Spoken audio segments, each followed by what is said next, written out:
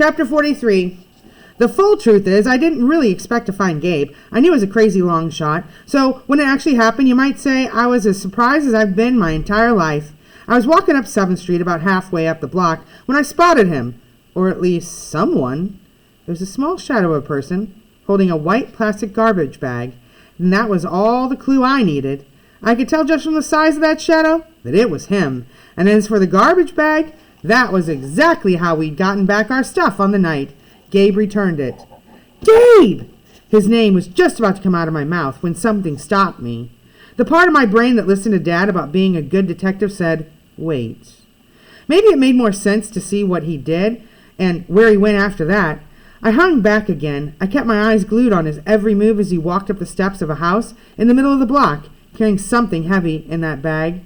It was like deja vu, but from a different angle. And when he got to the door, he looked up and down the street one more time. I ducked behind a tree, just in case, although it was pretty dark out there. By the time I was sneaking another look, Gabe was already ringing the bell. Then, just as fast as he dropped the bag, flew back down the stairs and started running. I still didn't want to yell his name, so I ran after him instead, keeping my distance. If he knew I was there, then managed to ditch me for whatever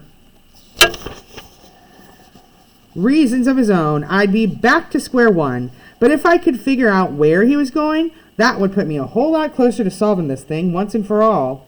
I hung back as far as I could and marked the way Gabe turned at the bottom of the block. Then I sprinted to the corner and just caught sight of him, turning again, this time onto 6th Street. There's only one thing down that way, the underpass that ran underneath the interstate. It made sense. There are plenty of places to hide out on the other side of the highway. And in fact, it was exactly the way I'd guessed he might have run on that night when he returned my laptop. I kept on tailing him and kept my mouth shut for the time being because something told me wherever Gabe was headed right now, it wasn't going to be very far away.